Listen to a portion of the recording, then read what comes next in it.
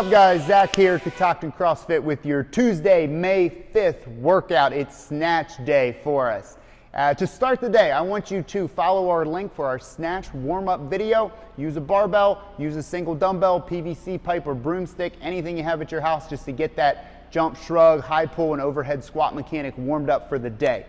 We have 4 different pieces on the board today with a lot of dumbbell options. I'm going to take you through number 1 on the board.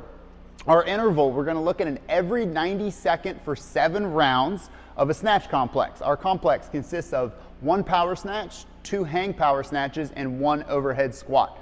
Climb weight throughout this. I definitely want you challenging yourself if you have access to the load up to something heavier for the day, okay? Any style of hang power snatch works, high, low hang, wherever you guys are more accurate and comfortable.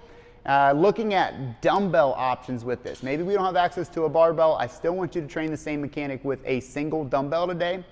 Our reps, I gave you some flexibility here on the rep scheme depending if you have a heavier or lighter load. So looking at our complex, we'll begin with 1 to 3 repetitions of a dumbbell power snatch. Then find your hang position. We'll go through 2 to 4 dumbbell hang power snatches. With the bell still overhead on our last power snatch, we'll finish with 1 to 3 reps of a dumbbell single arm overhead squat, okay? Train that on your left arm, then complete the complex on your right arm, all right? I'm gonna recommend you guys start in your non-dominant arm. It'll keep you pretty honest with the amount of weight you have. And if you notice my demo, I went on the higher rep range. If you have access to heavier bells, please shoot for the lower reps, but if not, get the extra volume in and train with what you guys have. Looking at number 2 for the day, this is more of a for quality kind of strength building accessory. 2 rounds of movement. We'll begin with 10 to 15 snatch, grip, hang, high pulls into 10 to 15 reps of a push-up, 5 to 10 reps of another snatch, grip, hang, high pull, and another set of 10 to 15 push-ups. Rest roughly 2 minutes between your rounds. The load on your hang high pull should be drastically lighter than your snatch complex. I say drastically. Budget something that'll get you towards the higher rep range on your first round of this. Stay at the same weight. You'll be fatigued for the second interval of 5 to 10. Shoot on the lower side of that. Push-ups, high plank, super awesome push-ups, strict straight lines on the ground if you have it. And I much prefer you going on the, favoring on the stiff, rigid body, elevating your hands as needed today. And again, shooting for the higher rep range on your first set through here. Our AMRAP, number 3 on the day, is a lot of fun. I tested this out the other week. We're gonna fitness for 12 minutes today, AMRAP style. There's 3 pieces involved. We'll begin with a 100-meter run. We can also call this a sprint because it's pretty short. Into 10 dumbbell movements. We'll go through those in a second. And 10 toes to bar or sit-ups work. Looking at the run, 30 to 40 seconds. You guys know how long it takes, so get to the far stop sign for our 200. Divide that in half roughly. It should be a pretty quick, intense sprint out, sprint back, get to your dumbbells. The dumbbell movement is going to change every 2 rounds, okay? And there's 4 different options on the board.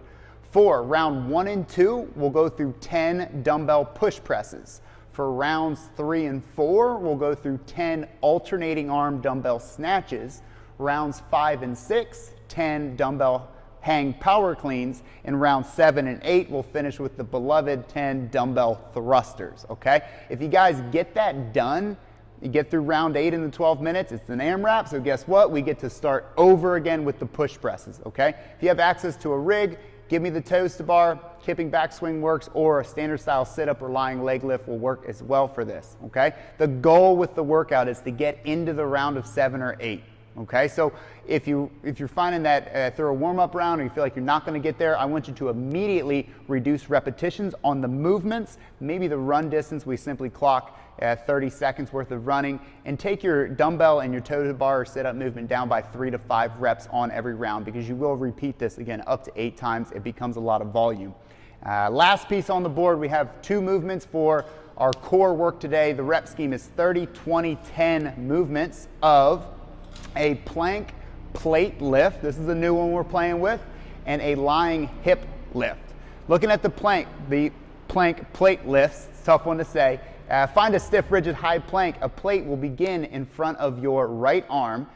Feet will separate roughly 12 to 16 inches. I'm going to reach up and across my left arm, grab the plate, swing it over to my left. reestablish the plank, reach with the right arm, swing it back over. Every time I move the plate in the air, that'll be 1 repetition, okay? Take your time when the plate is in the air. That's the money maker. That's where you're gonna make the gain. So long, stiff, straight arms, trying to resist movement or rotation in the body is really the takeaway with it.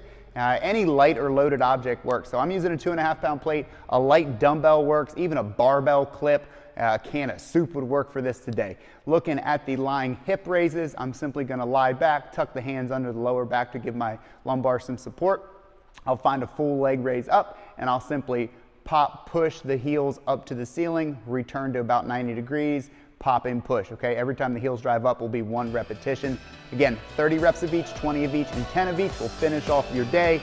Go have fun with it, guys. Hope you enjoy. Talk to you tomorrow.